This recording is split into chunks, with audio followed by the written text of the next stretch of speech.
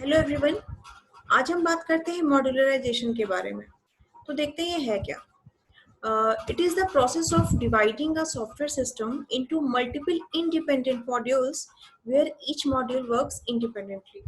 तो इस पूरे स्टेटमेंट का मतलब क्या है, यही कि ये एक ऐसी टेक्निक है, ऐसी प्रोसेस है जिसमें हम लोग एक सॉफ्टवेयर सिस्टम को, जिसे भी हम लोग डेवलप कर रहे हैं या करने जा रहे हैं, उन्हें मल्टीपल इंडिपेंडेंट मॉड्यूल्स में डिवाइड करना। ठीक, तो ये बिल्कुल वही चीज है कि जब हम किसी भी टास्क को, एक बड़े टास्क को मल्टीपल छोटे छोटे टास्क में डिवाइड करते हैं, सब टास्क जिसको बोल सकते हैं, उनमें डिवाइड कर देते हैं और पहले उन छोटे छोटे टास्क को हम लोग कंप्लीट करते हैं और सब मिलकर फाइनली हमारा एक बड़ा टास्क कंप्लीट हो जाता है।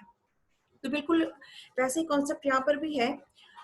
इसमें आगे लिखा हुआ है कि there are many advantages of modularisation in software engineering. ठीक, यस, ऑब्वियसली इसके बहुत सारे एडवांटेजेस हैं, तभी हम इस कॉन्सेप्ट को सॉफ्टवेयर इंजीनियरिंग में यूज करते हैं।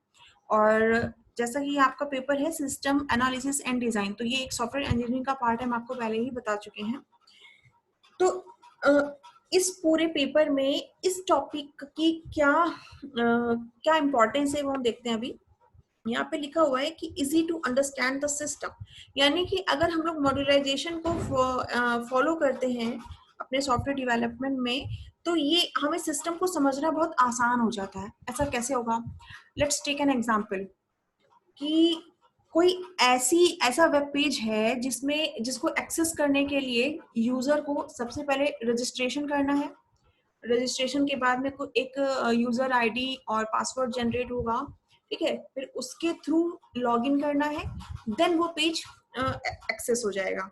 ठीक, और आप जानते हो कि जब भी लॉगिन करते हैं तो उसमें नीचे दो ऑप्शन दिए रहते हैं, चेंज पासवर्ड या फिर आपका फॉरगॉट पासवर्ड।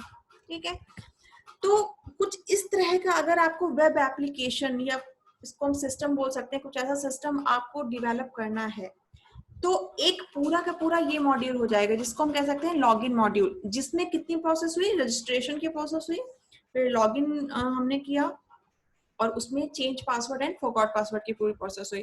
ठीक है, उसके बाद एक पूरा अपना इंडिपेंडेंट मॉड्यूल हो गया, क्योंकि इसका लेना देना इसके आगे की प्रोसेस से नहीं है। लाइक लॉगिन करने के बाद में हम जिस पेज को एक्सेस कर रहे हैं वहां पे भी कुछ चीजें हो रही हैं।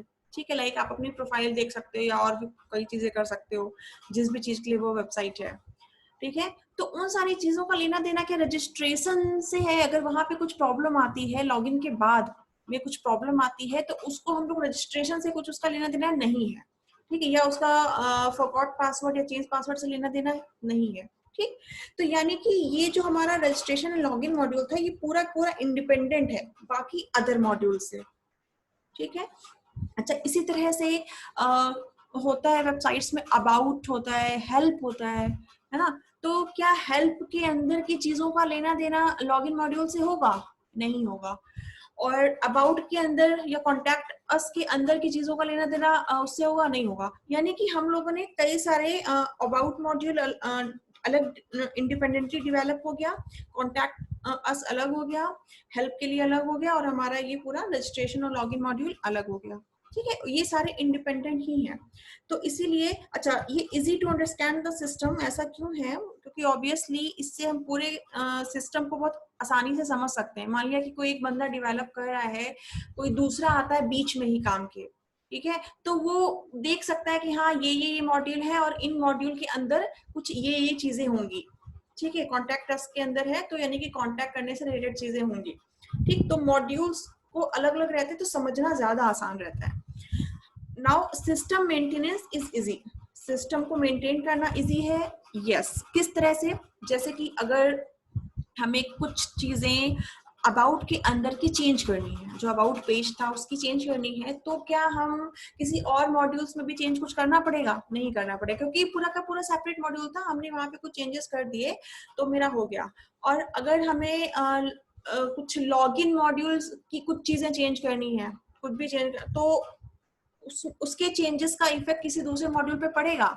नहीं पड़ेगा। हम इजिली केवल जो करना है उसी मॉड्यूल में हम गए और उसी को हमने चेंज कर दिया, पूरा का पूरा सिस्टम हमारा डिस्टर्ब नहीं हुआ और वो सही हो गया। ठीक, यानी कि मेंटेन करना आसान है। जिस मॉड्यूल की चीज़ों को मेंटेन करना है, कुछ अपडेशन करने हैं, कुछ चेंजेस करने हैं, कुछ रिमूव करना है, तो सिर्फ उसी मॉड्यूल को हम इंटरफेयर करते हैं, वहाँ पे वो करके हमारा काम हो जाता है. Now a module can be used many times as their requirements. No need to write it again and again. ये लास्ट लाइन. तो इसका क्या मतलब है कि अब आपका ये मान लीजिए कि ये काम ही है कि आप डेवलपमेंट का काम ही है, तो आपको कई बार कई साइट्स बनानी है, ठीक. तो अगर आपने एक कॉन्टैक्ट अस वाला चीज बना के रखा है, वो आपके पास फॉर्मेट है कॉन्टैक्ट अस पेज का, तो इस पूरे के पूरे मॉड्यूल को आप किसी दूसरी साइट के लिए भी तो यूज कर सकते हो, या फिर जैसे किसी सेम ही साइट है उसके दूसरी ब्रांच के लिए एक दूसरी वेबसाइट बनानी है, तो दूसरी ब्रांच के लिए हम लोग पहली ब्रांच की वेबसाइट का ही कॉन्टैक्ट ले सकते हैं, अबाउट पेज ले सकते हैं, पूरा का पूरा रजिस्ट्रेशन वाला पेज ले सकते हैं. यानी कि ये सारे मॉड्यूल्स को हम लोग रीयूज कर सकते हैं दूसरे वेबसाइट के लिए. ऑलराइट. तो इसीलिए no need to write it again and again, यानी कोड्स हमें बार बार लिखने नहीं पड़ते हैं, ठीक. तो ये सारे हैं एडवांटेजेस ऑफ मॉड्यूलराइजेशन. अब इसी के आगे का कॉन्सेप्ट आता है कोहेजन एंड कपलिंग. तो उसको अभी हम नेक्स्ट लेक्चर में उसके बारे में बातें करेंगे. Okay, thank you.